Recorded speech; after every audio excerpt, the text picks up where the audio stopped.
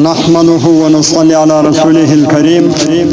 سبحانك لا علم لنا إلا ما علمتنا إنك أنت العليم الحكيم. رب اشرح لي صدري ويسر لي أمري واحلل عقدة من لساني يفقه قولي. ربي زدني علما نافعا وعملا صالحا طيبا. أما بعد فأعوذ بالله من الشيطان الرجيم. بسم الله الرحمن الرحيم. ولنذيقنهم من العذاب الأدنى دون العذاب الأكبر لعلهم يرجعون. وقال الله تعالى في مقام آخر: وما أصابكم من مصيبة فبما كسبت أيديكم ويعفو عن كثير. صدق الله مولانا العلي العظيم. زما خوجو او قدرمون ورونو مندو او خوندو کستاسو یاد وی چې تیر جمع خو ما بیان د کات سالی یعنی د باران د نه کېدو پر موضوع باندې وکړي. مطلب پر دې موضوع باندې چې الله جل جلاله پر دې مسلمانانو باندې کات سالی ولې راولي او الله جل جلاله د مؤمنان مسلمانان د باران د نه کېدو په وجه سره ولې په تکلیفو باندې تکلیفي او ولې تنګي فراولي دا کات سالی ولې فراولي بلکې د کات سالی ما سوا د نور تکلیفونه او مشکلات او مصیبتونه او تنګیانې دا ولې فراولي. خیر پر دې موضوع باندې خو ما په هغه تیر بیان کې څه په تفصیل سره بیان وکړي. البته نن لا هم پر هغه موضوع باندې څه بحث کول غواړم. لہذا اول د هر مؤمن مسلمان په دې خبره باندې خبردار وي چې پر مؤمنانو مسلمانانو باندې کات سالی د درو څلورو غټو وجوهاتو په وجه باندې راځي چې په هغه وجه کې اوله وجه دا ده چې د الله جل جلاله او د نبی علیه الصلاۃ والسلام د نافرمانی وجه ده چې په مسلمانانو کې د الله او د رسول نافرمانی ډیر سوی او دویم د ګناهو د کثرت په وجه سره چې ګناهونه ډیر سو او دریم وجه په عبادتو کې د تکثیر په وجه چې په عبادتو کې کمی ډیر راغله. اول خو عبادت کوي نه بیا کچیر عبادت کوي هم خو هغه عبادت اکثر په جهل سره کوي ځان نه پوکي ځان نه خبري عبادت خو کوي لیکن ځان نه پوکي ځان په دې نه خبري چې د عبادت پر کومه طریقه باندې زو کوم د علماو سره ناس ولاړه د علماو سره رابطه نه جوړي پر خپل طبيعت باندې عبادت چې دی هغه کوي. نو درېمه وجه دا د دې کات سالي چې په عبادتو کې تکثیر ډیر په عبادتو کې کمی ډیر په عبادتو کې جهل ډیر او څلورمه وجه د کات سالي دا ده چې مسلمانانو په خپل افاظ کې د حقوق سره تلف کړو. یو د بل په امانت کې خیانت سره کوو، یو د بل پر مزوک باندې نه حق قبضه لګوو، یو د بل پر مال او جایداد باندې نه حق غصب کوو. د دې مسلمانانو په حقوق کې موږ ډیر حق تلفي کړی ده او یو د بل چې سره کم حقوق تلفيږي هغه حقوق تلفوو. دغه څلور وجه دي. نو لهدا چې کله هم دا مذکوره چې دا کوم ذکر سلو دغه درې څلور کارونه په انسانانو کې عام شي او دا کارونه کثیر الوقوع سي ډیر واقع کیږي نو بیا به د الله جل جلاله د ناراضګۍ په وجه سره پر مسلمانانو باندې د الله جل جلاله د طرفه قسم لا علاج نه جوړي هم راځي او قتل و غارت به هم عام شي او هر انسان به د هر قسم پریشانی او ښکار جوړ شي. پیسې بډيري مال بډيري اولاد به دکانونه به مزکی به پر دنیا به د یو شي کمی نه لیکن یو مخ بزله پریشان وي زله به د مشکلات او د پریشانی پول ډاکي. یعنی هر فرد هر سړی هر مسلمان به د پریشانی ښکار جوړ شوی او بچهان او وزیران به هم ظالمان پر مسلط شي او د مال او دولت څخه برکت به د عنقا په شان باندې ختم شي او په ملک به د مهنګایي او طوفان جوړ شي لکه نن سبا او بې اتفاقي به دومره عامه سي چې پلار و زوی به په ژبه نه سره پوهېږي او دوه ورونه به په ژبه نه سره پوهېږي ورور و خور به په ژبه نه سره پوهېږي مور و لور به په ژبه نه سره پوهېږي حتی چې د کور ټوله افراد به داسې سره ګرځي لکه هغه چې سخترین او بدترین دښمنان چې کوم ورونه دي پلار و زوی دي مور و لور ده مور و زوی دي او ورور و خور یعنی د دې کور افراد به ټوله د دښمنانو په رقم باندې سره ګرځي او په عامو انسانانو کې به حسد او بغض عام سي حتی چې د بېدینۍ به دومره زیاتې سي چې یو مسلمان به بل مسلمان ته دوکه ورکوي او یو مسلمان به د بل مسلمان څخه غلاوې کوي او یو مسلمان به د بل مسلمان عزت لوټوي نو د داسې ناوړه اعمالو په وجه سره به بارانونه پر مسلمانانو باندې یو مخ ختم شي دا به ودرېږي مطلب چې داسې تر سوچ وتلي او تر فکر وتلي حالاتونه به خاص د الله جل جلاله او نبی علیه الصلاة والسلام د نافرمانی په وجه سره پر دې مسلمانانو باندې واقع کیږي او بالخصوص دا به ټول زموږ د کړو او موجوده چې فعلا موږ کوم پکې موجود دي د هغه ګناهونو نقصان او نتیجه به ځکه چې د الله او د نبی علیه الصلاة والسلام د نافرمانیو او د ګناهو کولو یو غټ نقصان دا دی چې اصل خو به د ګناه کولو سزا په آخرت کې انسان ته ورکول کیږي او په قبر کې به انسان ته ورکول کیږي په ورځ د قیامت به انسان ته ورکول کیږي البته خو په دنیا کې به هم د ګناهو نحوست د انسان پر ژوند باندې ضرور به ضرور یو څه اثر اچي دا په دنیا کې نه د مشکلات تکلیفات مصیبتونه دا صرف یو څه کده د عذاب قسم په خدا کدی دا څه کده د دنیا چې څه مصیبتونه دي څه تکلیفات څه مشکلات دا ټول صرف د عذاب څه کده الله تعالی څه ورته ویل د مابات کې راځي چنانچه په یو حدیث شریف کې راځي وای چې کوم خلک زکات ورکول بند دا زکات بند کی زکات نور کوي چې د زکات د بندیدو په دنیا کې اول عذاب او سزا دا ده چې الله تعالی به پر هغه قوم باندې باران باندې چې زکات نور کوي پر هغه قوم باندې الله تعالی باران باندې دا عذاب الله تعالی په دنیا کې پڅکی او د ګناهو کولو بل غټ نقصان دا دی ګوره چې کله هم مسلمانان په زناکاری او بدکاری او په فحاشي او عریانی باندې اخته شي او یا زنانې په بېحیايي او په بېسترۍ او په بېپردګۍ باندې اخته شي نو بیا الله جل جلاله پر داسې بېننګه نارینه او بېننګه ښځو باندې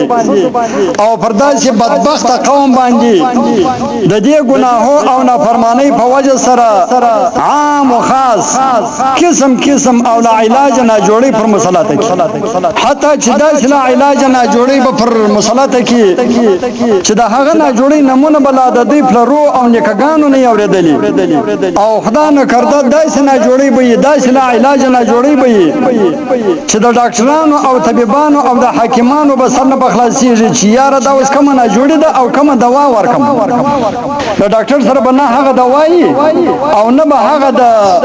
ناجوړۍ د پیژندګلوي شی به چې کومه ناجوړۍ ده او کومه دوا ده چې کومه دوا وس ورکم ځکه چې نبی علیه الصلاة والسلام 1400 کاله مخکې ویلي دي چې کله هم زما په امت کې ګناهونه او د الله جل جلاله نافرمانۍ ډېرې سي نو داسې قسم او لا علاج بیماری به راځي چې د هغه علاج به نه د ډاکټر سره یې نه به د طبیب سره یې نه به د ملا سره یې نه به د حکیم سره یې داسې قسم لا علاج ناجوړۍ به راځي لہذا چې څوک صرف دا یو حدیث مبارک په مخ ته کښېږدي چې ګوره نن سبا ایډز بیماری او کانګو وایرس و ډینګي وایرس او کرونا وایرس او دا غرانګه د کینسر او شوګر او اټیک یعنی د زړه بیماری او بلډ پریشر دا رقم نور نه جوړیانی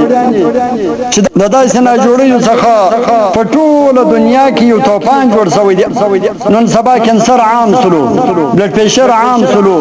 ار دویم سړی په بلډ پریشري ار دویم سړی په شوګري ار دریم سړی په کینسري دا چیش دی د بې دینۍ عذاب دی په دنیا کې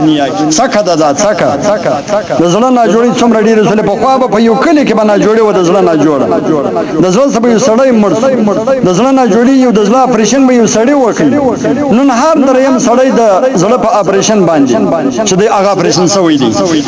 البته خو خبره مې تر دې پورې کوله چې په دنیا کې د هر ګناه یو څه خاصیتونه یې چې د هغو خاصیتو ښکاره کېدل په دنیا کې لا الله جل جلاله کوي هغه په دې وجه سره الله تعالی وایي چې ګوند د انسان د ناوړه او د نالایق ګناهو څخه راوګرځي او بیرته زما و طرف ته رجوع وکړي ما ته متوجه سي او زما چې په کوم نافرمانیو باندې د مسلمانان اخته دي د هغه نافرمانی څخه بیرته د مسلمانان راوګرځي لکه الله جل جلاله د دې خبرې تذکرہ د قران کریم په سورۃ سجده آیات نمبر 20 کې هم کوي وایي چې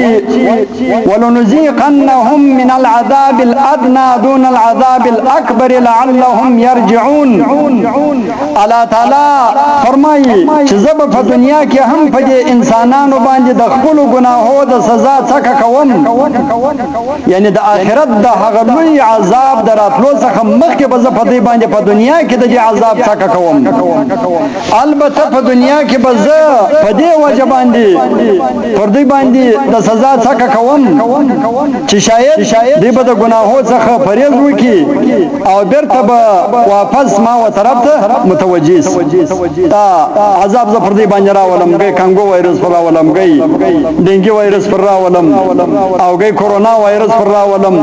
گئی نور نه جوړي عام خاص نه جوړیان او لا علاج نه جوړي پر راولم چې دې به سم سي مړ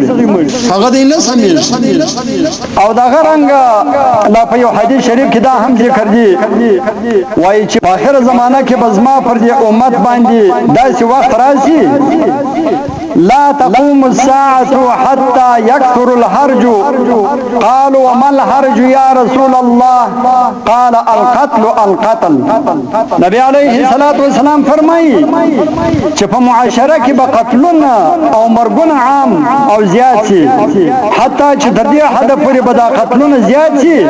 لا يدري القاتل فيما قتل ولا المقتول فيما قتل چې قاتل به په دې باندې نه خبر چې یاره ما دا سړی ولې قتل کوي دا قتل مې ولې وکړي او پر چشمې دا قتل وکړي او نه به د مقتول وارثانو ته دا معلومیږي چې یاره زموږ د پلانکی قریب پر چشم باندې قتل شو ولې قتل کوي ولې مړ کوي لہذا تاسو د نن موجوده معاشرې پر حالاتو باندې نظر وساتئ چې په کوم شکل باندې قتلونه شو او په کوم شکل باندې مرګونه شو او په کوم شکل باندې انسانان مري حتی نن کته د یو چا څخه د یو چا په باره کې پوښتنه وکړي چې یاره د پلانکی سړی پر چش باندې قتل شو یا چا مړ کړي یا څنګه مړ شو نو د هیڅ چا سره به د دې خبرې جواب نه وي په ټوله محله او کلي کې به د دې خبرې جواب نه وي چې چا مړ کړي پر چش یې مړ کړي او څنګه مړ شو پر چش یې مړ کړي یعنی چې دغه خبرې معلومات نن سبا ډېر ګران کار دا رسول الله صلی الله علیه وسلم سور لسوا ټول سلوي کاله مخکې دا خبره کړې نو لہذا محترم مسلمانانو دا ټول او هر څه زموږ د بدو عملیو د بدو اعمالو او د بد عملیو او د بېدینیو او د ګناهو کولو نتیجه ده لکه مخکې په خطبه کې ما یو آیات درته وویل الله تعالی فرمایي وما اصابکم من مصیبة فبما كسبت ايديكم ويعفو عن كثير الله تعالی په قران پاک کې فرمایي چې دا کوم مشکلات او مصیبتونه او کوم خواري دا چې تاسو درسیږي دا تاسو د خپل لاس مهنت دی تاسو د خپل لاس ګټه ده دا تی په خپل مهنت باندې پیدا کړی دا مې دغه بېجنۍ په وجه باندې پیدا کړی دغه په بېجنۍ کې مې مهنت کړی دی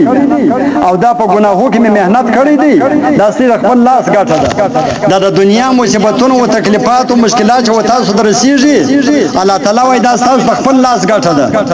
الله تعالی ظالم کار نه دی خدای تعالی ظلم نه کوي کچیر یو څوک دا خبره وکي چې الله تعالی ظالم دی العیاذ بالله الله تعالی لږ قدر ظالم دی العیاذ بالله دا سړی په څلور مذهبو باندې کافر دی مینه پر طلاق ده پر دغه ست کې باندې وما الله بظلام من العبید الله تعالی وایي زه پر خپل بندگانو باندې قطعا ظلم نه کوم بیا پر مسلمانانو باندې قطعا الله تعالی ظلم نه کوي خو مسلمانان پر خپل ځان باندې په خپل ظلمونه کوي هغه د بی جنۍ په وجه باندې یا د ګناهو کولو په وجه باندې نو دغه د انسانانو خپل ګټه د خپل مهنت دی چې دا کم نن سبا په تکلیفاتو په مشکلاتو کې رسیدلې دي الله تعالی وایي چې دا ګټه تی په خپل لاس په خپل کړی دا سید لاس ګټه ده په دنیا کې د آخرت ګټه خې جلا ده بیا د تعالی مې وسات نو دا ټول چې د زمر د لاس ګټه ده او د زمر د ګناهو او د بی جنۍ او د بدعملیو نتیجه ده او دا د ګناهو ډیروالی موږ او تاسو و دې کمزوري حال ته رسولي یو چې د هرې فتنې د هر طرفه د مصیبتو او د هر طرفه د مشکلاتو راته مخ دی دا د خپلو ګناهو وجه ده مطلب چې کله هم انسانان په ګناهو او بدعملیو باندې اخته سي نو الله جل جلاله د داسې بدکردار انسانانو څخه ناراضه سي او د ناراضګۍ عین علامه یې دغه ده چې بیا پر انسانانو باندې تنګۍ او قسم تکلیفونه او قسم مصیبتونه او قسم لا علاج نه جوړي پر راولي خصوصا باران پر مسلمانانو باندې بندي کوس دا سله ټوله کې رسول د باران درک نشته د مسلمانانو کې په خپل ادا شی وو بیا هم چې سورج په باران اوس بیا هم ګرځیدل هغه څه پیسې به جمع کړي هغه څه خیرات میرات سره وکي اوس دومره د ځلونه زموږ د تور شو دومره می د ځلونه تبازو چې کس په باران کې زموږ سوچ ولا کبان انا کې دا ډیر عظیم عذاب دی ډیر غټ عذاب دی دا که انسان مکمل سر په خلاص لیکن و د ځلونه دومره د حیوانات سلو د ځلونه دومره تباہ او برباد سلو چې موږ د بیجنې دومره لاندې کړیو تر سره پری او دغه ګناهو موږ دغه رقم تباہ کړیو چې ګس هغه د الله په دا عذاب کې موږ چورت ولا به دا کبان دي چې د باران سته یا نسته یا د باران شي غواړي یا نه غواړي یا د باران استسقا غواړي که نه غواړي په دې کې استسقا وکړه اوس بعد د باندې والله تعالی ته زری وکړو خواستی وکړو خدای تعالی ته د خپل جرمونه پیښ کو دا د انسانانو د زړه څخه ول دا شیطانانو استلې دومره د بد عملونو مرتبه کړی لہذا زه تاسو ته وایم بلکې ټول مسلمانانو ته وایم چې اے مؤمنانو مسلمانانو هغه کومه ګناه ده چې کافر کړی ده او مسلمان خصوصا پښتون قوم هغه ګناه نه ده کړی هغه کومه ګناه ده یو ګناه ما تر ورسره چې کافر دا ګناه کړی ده ما سوا د کفر او د شرک چې مسلمان خصوصا پښتانه دي هغه ګناه نه کړی هغه کده زری خرول یا کونډي کولی کافر هم کوي مرجم کوي یا فلت سرګرځدل دي د کافر شعار دی مرجم کوي فلت سرګرځدل به د کافر کارو د مشرک کار بو د منافقو د فاسقانو کار بو لیکن نن سبا موږ فلت سر باندې ګرځو دا کار زموږ د کافر سره یو شی دی زره کونډي کول زره خرول می د کافر سره یو شی ده فلت سر باندې ګرځلاو می د کافر سره یو شی دی پتلون اغوستل می د کافر سره یو شی دی نیکټای تړل می د کافر سره یو شی ده د شوزو به ستري او به پردګي دا می د کافر سره یو شی ده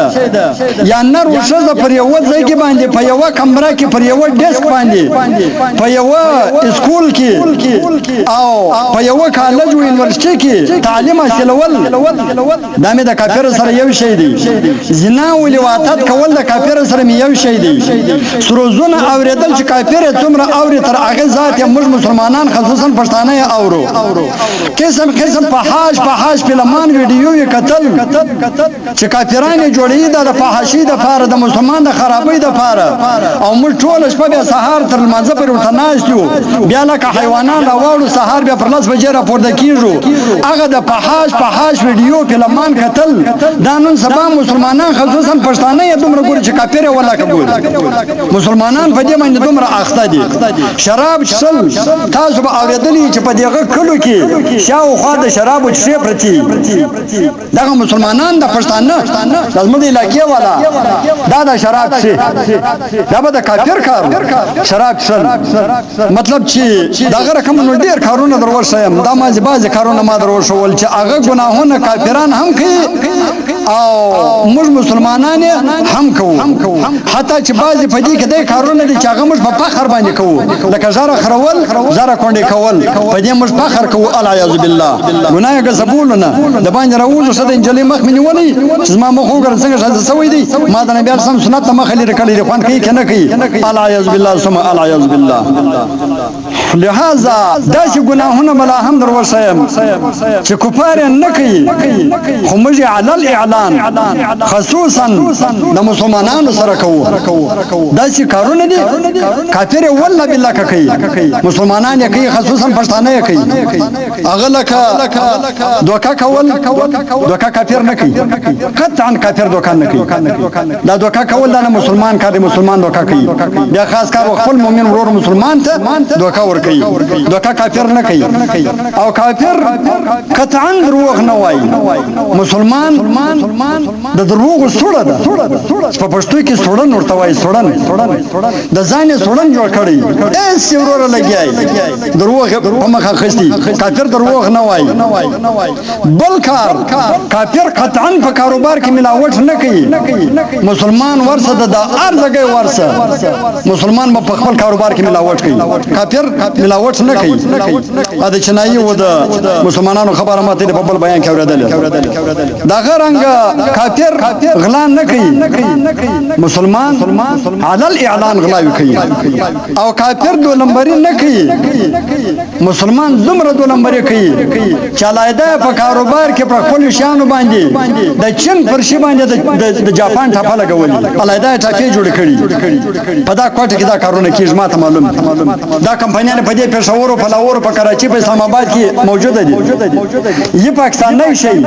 او ټاپه د جاپان پر لګولي یي پاکستان نه و چنایي شي ټاپه امریکن پر لګولي دا امریکن شي نو دغه دوکا کول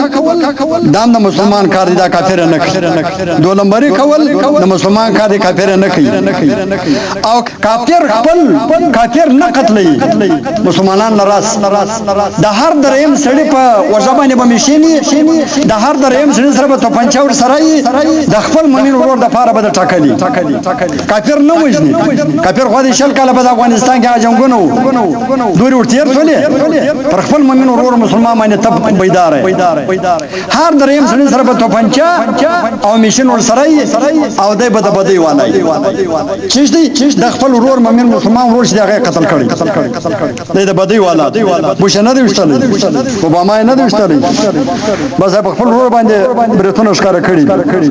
دام د دې بل ټول کافر له ورڅ کافر نه قتل کړي مسلمان چې دی هغه مسلمان قتل کړي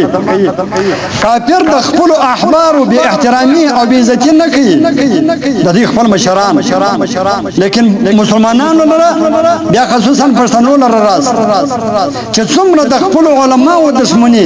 چې څومره د خپل علماو به عزت څومره کړی ده والله بالله کافر دومره کړی ده لکه څومره چې دا پښتنو د خپل علماو څومره به عزت کړی څومره به عزت کوي ورڅ کافر لره د خپل احبارو دی احبارو توای د خپل احبارو هغه دومره به عزت نه کوي لکه څومره چې مسلمانان خصوصا د علاقې پښتانه د پښتنو علماو څومره به عزت کوي په دا وجبانی چې عالم په د مور خور پیژندل عالم په د باندې شوبات پیژندل عالم په د باندې جایز او ناجایز پیژندل عالم په د باندې حرام او حلال پیژندل په دې وجبانی عالم د دشمن د جهنم الله تعالی د جهنم ورځي د علماء څوک عداوت او دشمنی کوي الله تعالی د تاترین جهنم ورځي ار څوک شي او امریکای ته ورسه مغربي ممالکو ته ورسه چې هغه د خپل احبار دومره به احترامي او به عزت نه کوي لکه څومره قدر چې مسلمانان د خپل علماء او به عزت کوي دا کافر نه کوي مسلمان پر ډاګه باندې کوي تاسو فیسبوک درواړوي نیټ درواړوي به تاسو معلوم او کافر د خپل شو روزو او شپو تو به احترامي نه کوي لیکن مسلمان روژه یې علیحده د چکو دپاره ټاکلې ده روژه یې علیحده د فسق و فجور دپاره ټاکلې ده روژه یې علیحده د بوډو دپاره ټاکلې ده 11 میاشتې به د ده کوټه قلب نه یې خلاصوي لیکن په روژه کې به د فسق و فجور دپاره د ده کوټه خلاصېږي په 11 میاشتې به یې مېلمه و کوټې ته نه یې بیولی لیکن چې کله روژه راشي کله د عنکبوت شپه راشي او کله دغه مېلمنه راشي دا د الله تعالی د طرفه دا مېلمنه روژه دا دپاره به بیا دی فاسق و فاجر کوټه خلاصه کړي او بیا به ټوله شپه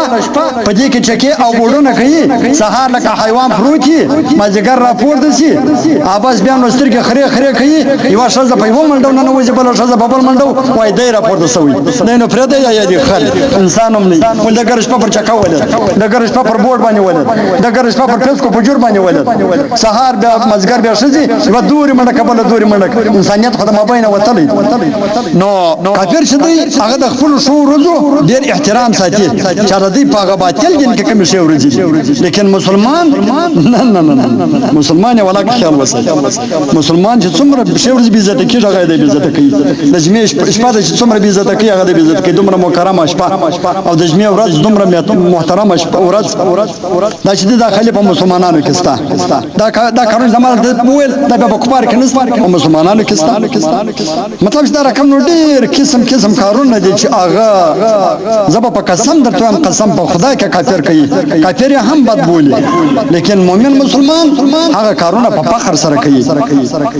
لہذا مطلب د خبرې مې دا و چې دا و عام و خاص و ټولو مؤمنانو مسلمانانو ته وایم چې ای مؤمنانو مسلمانانو اوس لا موقع ده الله تعالی و موږ ته ښه ښایسته موقع راکړې ده او ډېر ښه مهلت او موقع یې په لاس باندې راکړی دي چې هغه زندګي د ژوند دی عمر دی د دې زندګۍ څخه کار واخلي لہذا باید چې د هر څه څخه مخکې موږ دا عمل کول ضروري وبولو چې هر یو د خپلو کړو او فی الحال چې کوم موجوده ګناهونه دي چې دی پکې ملوث وي او کومې بېدینۍ د ده څخه کېږي د هغه ګناهو او د بېدینۍ څخه ښه په کلکه او مضبوطي سره توبه وکاږو او خدای تعالی راضي کو ځکه چې اوس لا الله تعالی صلح او روغه کوي نو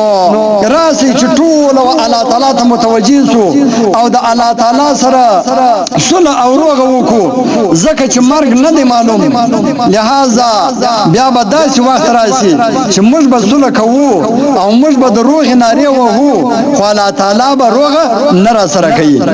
او بیا به په قبر کې دا راته وایي چې ای ظالمه ما په دنیا کې روغه کوله خو تا د ما سره روغه نه کوله او ای ظالمه زما او ستا په مابین کې به د علماو په شکل باندې ثالثانو به روغه او صلح راکوله زما او ستا رابطه به علماو را جوړوله خو ظالمه تا د ما سره رابطه نه جوړوله تا د هغو علماو د نه منل نو آیا ظالمه ما و تا ته په دنیا کې قرآن نه و درلېږلی ما 6,650 آیاتونه ما تا ته نه و لېږلي او بیا مې د هغه سره و تا ته انبیا نه و درلېږلي بیا د هغه څخه وروسته مې صحابه کرام نه و درلېږلي آیا د هغه څخه وروسته ما تا ته احادیث 10 لک احادیث نه و درستولي هغه مې نه و درته پرېښي او علماو و تا ته د خپلې غاړې نه وې شنې کړي د علماو تا ته دا خبرې نه کولې تا د علماو سره زما پر قال الله وقال رسول باندې دښمني کوله ظالمه علماو ته دې بد ویل د علماو پر خبرو دې خندل ظالمه اوس ما په ګرفت کې راغلی اوس روغه ما کوله په دنیا کې تا نه راسره کوله ما نارې ویلې د شپې په 2 بجې 3 بجې ما نارې ویلې ما روغه سره وکړه پلان کوي تا روغه نه کوله ستا خرار یو یا به دې په دا چې کې فلمان کتل ظالمه ټول شپه به دې فلمان ما نارې ویلې د روغي الله تعالی به وای ما به د روغي نارې ویلې ما ستند د شپې او ظالمه تا به یې لس فلمان کتل تا به د کافرانو فحاش ویډیو کتلې خو مسلمان وي د مسلمان زوی کافر خو نه وي د کافر زوی خو نه وي د بوش زوی خو نه وي خو مسلمان وي ظالمه لہذا اوس ما په غریب کې راغلی اوس ما د عذاب په چمبا کې راغلی اوس ما عذاب ته ځان ټینګو بس اوس روغ نه د روغ نارې مو کتابو را وړي دي بهلول دانای وخت په کلی کې روان نارې ول اے خلکو د خدای سره روغه وکي اے خلکو د خدای سره روغه وکي خلکو ته څنګه نارې وای دون د خلک د خدای سره روغه وکي الله تعالی روغه کوي خدای روغه نور سره کوي کوي بل وخت د یادرې د خوا سره روان خو ورته چیرې کړل وی بالولې دانه ور کړل و یادرې لره ول چیز د کول ولال دې الله تعالی ته زری کول خو اسنی به کول مان د خلق سره روغه وکاله تعالی روغه نه کول په دنیا کې ودی خلق ته نه وم چې الله تعالی روغه کوي روغه وکا خلق روغه نه کوي خو بیا په قبر کې انسانان روغه کوي الله تعالی به بیا روغه نه کوي راس الله تعالی ډېر شایسته موکره کړی ده خدای تعالی ډېر سمولات را کړی دی دغه موقع په دغه غیبتو په د چغل خوري په شیطان تو باندې فقط باندې متبا کوي دا ډېر عظیمه شایسته موقع ده زندگی دا به بیا په یو سکند کې ګرځي بیا الله تعالی به نظر کوي هغه زندگی هغه چې ما در کړه و ظالما و زندگی غواړي و زما د عذاب ته ځان څنګه نو وسلا موقع ده راسي چې د الله تعالی په دربار کې دا درخواست په ډېر عاجزي او په ډېر تواضع سره پیش کو چې پروردگار عالم موږ ډېر سخت مجرمان یو او ډېر سخت ترین او بدترین جرمونه مستاف مخ کړی دي او ډېر ناوړه بیا حیايي مستاف مخ کړی دي او استاد ذات اقدس په مخ کې ډېر شرمندګي کړی دي او موږ پر خپل هغه تیرو بد عملیو باندې سخت پښیمانه یو سخت موږ پښیمانه یو یا الله موږ معاف کړه یا الله ته په ما خبره چې هغه ګناهونه هغه جرمونه ما کړی دي ستا په مخ کې زه شرمېږم هغه نالایق ګناهونه مون قسم بالله قسم هغه جرمونه ما ستا په مخ کې کړی دي یا الله ما ته معافي وکړي ولهذا ایز مر پاک رب موږ د خپل بدو اعمالو دا نوښتونه او تکلیفونه په خپل فضل او کرم سره لري کې دا کوم نوښتونه چې موږ د دې ګناه په وجه باندې پر موږ باندې پراته دي یا الله دا رسول لري کې او موږ د هغه کړو بدو اعمالو څخه توبهګار یو لیکن ګوره دا خبره به چې دا پښیمانی او توبه کول دا به صرف ترجیح پر خاص نه بلکې عملی به هم توبه یې زړه به هم دا غوي کلک اراده او نیت به هم دا غوي چې بیا دا ګناه زنه کوم حقیقت هم نه کوم خالي زبانی توبه به نه او کچيري ستا جبه او زړه یوي لکه څنګه چې د خلیه توبه د جبه توبه دي د زړه او د اعمال زیاغه رقم بخا توبه هم یي مشته دومره غیرتمن سره د خدای تعالی د بیرې ته ګناه پرېږدي او توبه کوي والله تعالی سبحان الله الله تعالی خو ترتاب انتها غیرتمن ذات دی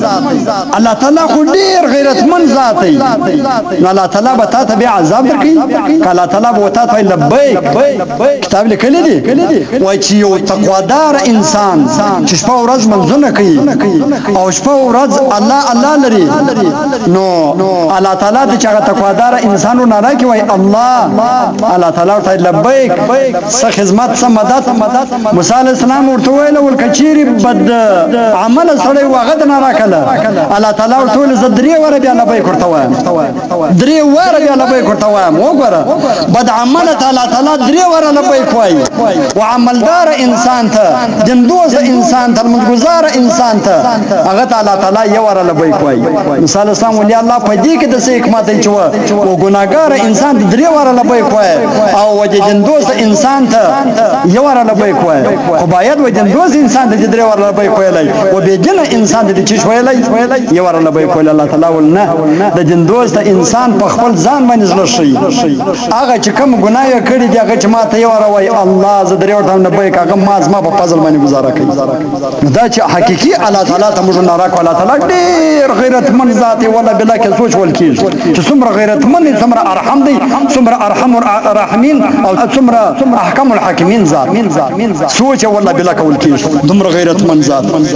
لیکن ګوره علماء علوسی رحم الله تعالی په خپل کتاب تفسیر روح المعانی کې د سوره التحریم د آیات نمبر لاندې د توبې د لپاره درې شرطونه لیکلي دي چې کچيري په یو چا کې د توبې دغه درې شرطونه موجود وو نو د هغه توبه قبول ده ورنه بیا توبه قبول نه ده بیا نو خدای په دین او په رسول مسخره کوي پس په خپل باندې توبه او په ځل کې عمل هغه رقم د خنزیر عمل دا توبه بیا نه ده قبول درې شرطونه چې په هغه درې شرطو کې اول شرط د توبې دا دی ان يقلع عن المعصيه وای چې په کومه ګناه کې انسان اخطا وي نو اول به هغه ګناه ځای پر ځای باندې پرېږدي چې بس بیا دا ګناه نه کوم خدای پاک چې بس بیا هغه ګناه زنه کوم دا نه چې یو ګناګار انسان خدای له توبه وکړي خو لیکن د دې ځای څخه ولاړ شي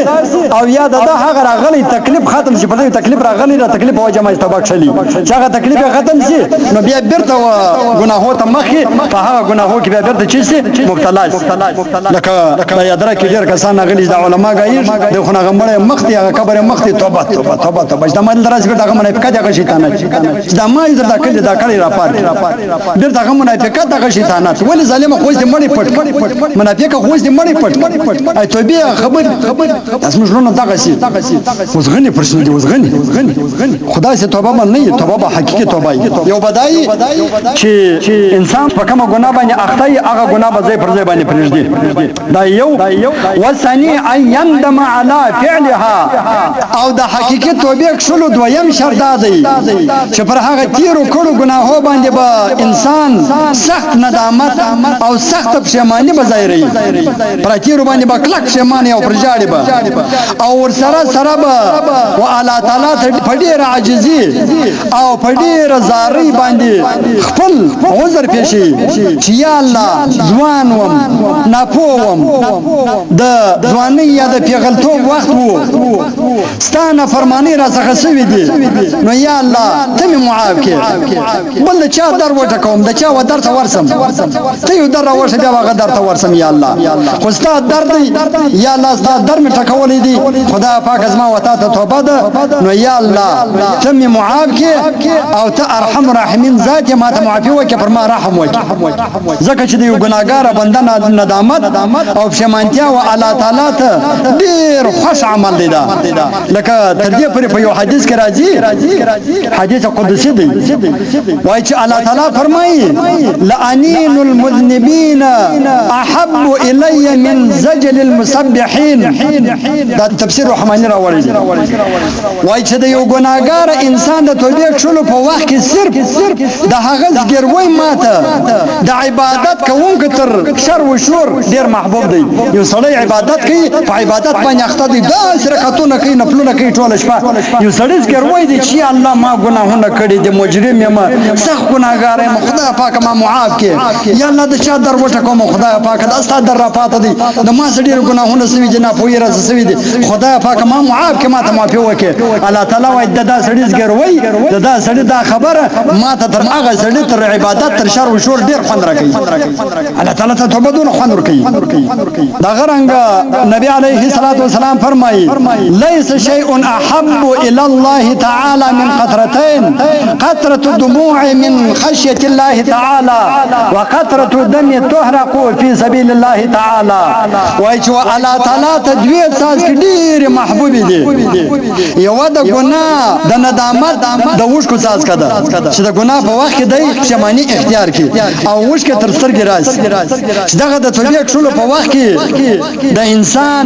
تر سترګې وښکه راځي او د الله تعالی د خوف د وجه دا و الله تعالی ته ډیره خوښه وښکه ده او ډیره خوښه قطره ده او بل د شهید د وینو هغه څاڅ کې چې خاص د الله تعالی د دین د حفاظت په خاطر راتوي دغه دوی قطرې الله تعالی ته ډیره خوشي ورځ د قیامت په د لپاره دا د نجات ذریعہ جوړیږي یو دغه وښکه چې د الله تعالی د خوف سره توي سي او بل هغه وینه چې د الله تعالی په لار کې د شهادت چې د زخم په وخت کې توي سي خیر دا دوه شرطونه د توبې وسالسو ان يعزم ان لا يعود اليها ابدا او د توبې کښلو دریم غټ شرط دی چې د توبې کښلو سره به انسان د خپل ځان سره دا کلکه فیصله او اراده او کلک نیت بدا کوي چې آینده به بیا زه ودې ګناه ودې فلانکي ګناه ته نه ورنږدې کېږم ان شاء الله تعالی بیا مې توبه د خدای پاک لہذا کچېرې دغه درې شرطونه وي چې توبه په حقیقي توبه او پر تیرو باندې کلک پښیمانه او فلاله کلک عزم دی چې ما پات کې دا ګناه به زه بیا نه کوم دا توبه الله تعالی ته دا رقم قبول ده لکه تا چې څه ګناه کړی خدای پاک دا رقم ختم البته خو کچيري یو انسان د داسې حقيقي کلکي توبې کښلو څخه ورسته بیا یو وخت د شیطان په دوکه کولو سره په ګناه کې ملوث او وخت بیا ګناه جنوس انسان دی توبه یې وکړله یو کال بعد بیا ګناه جنوس ولا نو بیرته د حقيقي توبه وکړي صرف زباني توبه نه حقيقي توبه دی وکړي الله تعالی بیا ور معافي لہذا دا غرنګ که هر څو واره د یو انسان څخه ګناه وسی نو بیرته د پښیمانی په شکل د الله تعالی و دربار ته رجوع وکي ځکه چې د الله تعالی دربار د ناامیدۍ دربار نه دی خدای پاک د دربار څخه ناامید کېږي نه لکه یو شاعر وایي فارسی بیت وایي باز هر آنچه هستی باز گر گبر آتشی پرستی باز وای بیا راس الله تعالی وای ار رقم چې ته ار څومره ګناګار چی بیا راس گر گبر آتش پرستی باز کڅه هم دومره ګناګار چې آتش پرست بت پرست د بت عبادت کړي هم لیکن بیا راس زه معافوم این در گهنه امیدی نیست صد بار توبه شکستی باز دا درگاز ما درگاه د نا امیدی نه ده سلواره ګناه وک بیا راس بیا د قبلوم الله تعالی دې دربار بار وای راځه زما د نا امیدی دربار نه دی زما د پښتون دربار نه دی خو زما نه فرمانی مکوه قدر سويسي حقيقي توبه را توکل زه دې معافوم البته خدای الله تعالی دربار د نا امیدی دربار نه دی بلکې کچيري بیا هم د انسان څخه توبه ماته شي نو بیرته و الله تعالی ته ژر تر ژره ما رجوع وکړي لہذا خو چې کوم چا دا مذکوره درې شرطونه پر ځای کړل نو هغه یقیني توبه وکړه او د هغه تیرو کړو ګناهو څخه صفاس نو بیا به یقینا الله تعالی د داسې خوش قسمت انسان دعاوي په خپل دربار علی کې قبلي او د پر دعا کولو باندې به الله جل جلاله د اسمان څخه د رحمت بارانونه نازلوي الله تعالی دې عمر ته توفیق د توبې کښلو را نصیب بیا چې رقم خاص الله تعالی ته وکړه الله تعالی درڅ قبلي تر دې پرې د بنی اسرائیلو د یو ګناګار واقعا درته ذکر کوم یعنی چې یو ګناګار انسان و الله تعالی ته حقيقي توبه وکړي نو بیا الله تعالی د هغه سره کم غیرت کوي چې دا غیرت وکړي د الله تعالی د خوف د وجه ته ګناه پرېږدي الله تعالی بیا تاسو سره کم غیرت کوي تر دې پرې واقعا درته بیانوم چې دا واقعا ډیرو کتابو راوړې ده دی لیکي وروي انه لحق بني اسرائيل قحط على عهد موسى فاجتمع الناس اليه فقالوا يا كلم الله ادع لنا ربك ان يسقينا الغيث کتابونه لیکي چې په بني اسرائیلو کې یواره بدترین قاتل پر بني اسرائیلو باندې نو دا خلک ټول په ویلاسو په ناروسو په غرغړوسو او ټول بني اسرائیل سره راجمع سو نو موسی علیه السلام ترالو او بیا یو موسی علیه السلام ته دا تمنا پیش کړل چې اے موسی تاسو ورب ته دا خاص وکړه چې الله تعالی د موږ څخه دا کاتالي رسولي کی او پر موږ باندې د خپل رحمت بارانونه وکړي دا څه کاتالي دي اے موسی الله تعالی ته خاص وکړه خو تباسل برباد شو فقام معهم وخرجوا الى الصحراء وهم 70,000 او يزيدون فقال موسى الهي اسقنا غيثك فما زادت الشمس الا حراره نو موسی علیه السلام اویا زر یا تر اویا زر زیات دا کسانو سره و یسارات وتل نو هلته د استسقاء منځ وکي او بیا یو الله تعالی ته خاص وکي چې یا الله پر موږ باندې ستاسو رحمت څخه ډک باران وکي خلق غرق شول تباسو یا الله تو ستاسو رحمت باران پر موږ باندې وکي نو الله تعالی ورته وویل یا موسی ان فيكم رجلا يبارزني بالمعاصي منذ 40 عاما چې موسی دا ستاسو په مجمع کې یو سړی دی چې هغه د 40 کالو څخه زما مقابله کوي او زما په نافرمانی باندې اخته یې مسلسل اخته یې لہذا زه پر تاسو باندې دا یو ګناګار په وجه سره باران نه وروم چې په مجمع کې په 1000 کسانو کې دا یو سړی زه باران نه وروم البته ته هغه ګناګار ته وایې چې د مجمع څخه و د باندې ووزه نو کله چې د باندې ووزي تاسو ما ته خواست وکړي زه به تاسو خواست په خپل دربار کې قبول کم پر دې باندې بس ما د رحمت باران وکم نو موسی علیه السلام فورا پر د مجمع باندې زغ وکړي موسی علیه خبره کول ملائکه خبره وجه خلق ته رسوله من سبا خو نسبه کران هغه ملائکه دې ته دا خبره رسوله دا ورته ویل یا من عسى الله تعالی 40 سنه چې هغه بدبخت انسان چې 40 کال دې د الله تعالی نه فرمانی کړې دي لہذا زمر د مجمع څخه ووزه چې الله تعالی پر موږ باندې د رحم باران وکي پر موږ باندې رحمت ووري زوج زمر د مجمع څخه عام خاص ول مسلسل هم نه معلوم نو سړی ته خو معلومات وسو چې ما یادې مسلسل هم دا نه معلوم الله تعالی نور شوري څوک یادې هغه ته نو معلوم دا سړی ته خالد معلوم وش دا خو ما یادې 40 کال څخه زه په ګناهو باندې اخته او نه الله تعالی دا ښکارا کړو چې ګوا کې دا پلان کوي سړی یادوم فقام العبد العاصي فنظر ذات اليمين وذات الشمال فلم يرى احدا خرج نو هغه ګناګار ولاړ شو یو طرف بل طرف ته شاو مخ وکتل د ټول مجمع څخه یو لا هم نو وتی نو د پر یقین دا سلو چې دا ما یاد دا زم تو شاو وکتل په 1000 کسان بل یو نو وتی نو دا ما یاد دا زم فقال في نفسه ان انا خرجت افضعت على رؤوس بني اسرائيل وان قعدت معهم منعوا لاجل فادخل راسه في ثيابه نو د ځان سره دا سوچ وکي چې اوس که وزم نو رسوا کېږم دا خلک وایي دا 30 کال صدا سوی په ګناه باندې اخته دی او که نه وزم نو زما په وجه باندې باران پر دې باندې باندې خیر خو بس دالت په خپلو جامو کې سر پټ کړي او د الله تعالی سره د صلح اراده وکړه او د پښیمانۍ اوس کې تر سترګو راتوی سولې او دا د ځان سره پټ وویل عصیتک 40 سنه فامهلتني چې ای پروردګار عالمه 40 کاله ما ستانه فرمانه کوله او تا ما ته وخت را کوي او فرمانی پرده اچوله او د هغه دومره نافرمانیو باوجود دي زما حال هیڅ چاته هم نشکاره کوي زما حال چاته نه نشکاره کړی یا الله 40 کاله ما ستانه فرمانه کړی ده فجئتک تائبا فاقبلني نو ازما رب ازما پروردګار اوس مې مشرموه اوس زه د تا سره صلح کوم او تا ته توبګار یم او تا د توبګار په شکل کې راغلی یم نو ته زما توبه قبول کړې نو کتاب لیکلی دی وایي چې د دعا نه وفره کړې ده د دعا نه وفره سوې چې تکه توره وریځ د څلورو طرفو سره او باران شروع شو دلته موسی علیه السلام اریان الله تعالی دې عرض وکړي الهي بماذا سقينا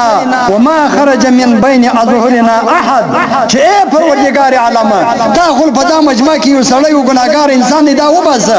هغه نه د وتلې د مجمع صحیح څوک نه دی وتلی یا الله تا باران وروي دا دې په کوم وجبانی وروي یا الله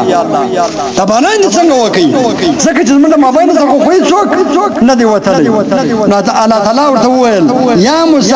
سقيتكم بالذي منعتكم چې اے موسی ما چې د کم چا په وجه سره پر تاسو ټول باندې دا څو کاله کا تعالی راوستلی و پر دې باندې مې باران بند کړی وو نو لہذا اوس مې بیا خاص د هغه انسان د دعا په وجه سره پر تاسو باندې باران وکړي نو موسی علیه السلام الله تعالی ته فرمایل الهي ارني هذا العبد طائع یا صالح یا الله دا کم بد نصیب یا کم خوش نصیب بنده دی ما چې راوښه دا سړی نو الله تعالی ورته وویل یا موسی انی لم ابغضه وهو يعصني ابغضه وهو يطيعني چې موسی هغه چې کله 40 کاله زما نافرمانه وو ما نه رسوا کوي 40 کاله زما هر رقم نافرمانی کول ما نه رسوا کوي نه مې ښکارا کوي نو لہذا و چې زما فرمانبردار سولو د ما سره روغه وکړه د ما سره سوله وکړه په دغه مجمع کې ناس دی نو زه به څنګه رسوا کوم زه به داسې ناراضه وم ما نه ښکارا کوي نو اوس یې څنګه ښکارا کوم چې د ما سره سوله وکړه د ما سره روغه وکړه او په خپله رالی د ما سره روغه وکړه سبحان الله وګورئ څومره ارحم الراحمین ذاتي څومره احکم الحاکمین ذاتي خیر خو دا واقعا مې تر دې پورې درته بیان کړله چې ګوره کله هم چې یو بنده د الله تعالی سره د توبې کښلو په شکل کې سوله وکړي نو الله تعالی د هغه یو دعا هم نه رضي خالي دا د بانه خاص نه که په کور کې کومه دعای پر بیبانه کومه دعای د امسایه په باره کې کومه دعای د ځان په باره کې کومه دعای الله تعالی یو دعا هم نه رضي بلکې هر دعا به الله تعالی قبلوي هغه که په هر بابت کې هغه دعا د قبلوي خو لیکن دا دی چې تقوا غواړي ګورئ دا بېدیني ماتې د بار ولې دا بېدیني دا نه ده چې یاره خلیل منځ نه کوم فلاکی جومات نه کوي زه جومات کوم د مخ په سب کې ولاړ یم دا بېدیني نه ده د دوو کسانو مابین کې منافقت کول شیطانت کول دا هم بېدیني ده غیبت کول دا هم بېدیني ده دروغ ویل دا هم بېدیني ده او د مسلمان غیبت کول په مسلمان چغلخوري کول دا هم بېدیني ده خالي بېدیني دا نه ده چې بس مسجد نه ټنګړي که چال منځ نه کوي دا بېدینه دی او که چال منځ کوي نور نه که هر رقم منافق وو که شیطان وو که غیبتي وو که هر ګناه کول مزه دین دوست دی یا غټ بېدینه دغه دی غټ بېدینه دغه دی دا د مخ په سب نه خطا وځي دا په اول سب نه خطا وځي نور خبرې په مشاته ګوري چې نور په ما کې کم کارونه ستا او کم کارونه په ما کې نسته خدای تعالی دې پر دې خبرو باندې عمل کولو توفیق را نصیب کړي الله تعالی دې عمر ته توفیق د توبې کښلو را نصیب کړي او کوم ګناهونه چې مې کړي د دې حدیث او د دې ماجد د دې وخت په برکت باندې دې الله تعالی د مر څخه هغه میټاو کې دې الله تعالی دې د مر څخه هغه توبه قبول او مقبول وګرځي وما علينا الا البلاغ المبين الحمد لله رب العالمين والعاقبة للمتقين والصلاة والسلام على خير خلقه محمد وآله وأصحابه أجمعين اللهم لا تقتلنا بغضبك ولا تهلكنا بعذابك وعافنا قبل ذلك اللهم إنا نعوذ بك من الفتن والفتان ما ظهر منها وما بطن اللهم اهدنا الصراط المستقيم صراط الذين أنعمت عليهم غير المغضوب عليهم ولا الضالين وصلى الله تعالى على خير خلقه محمد وآله وأصحابه أجمعين برحمته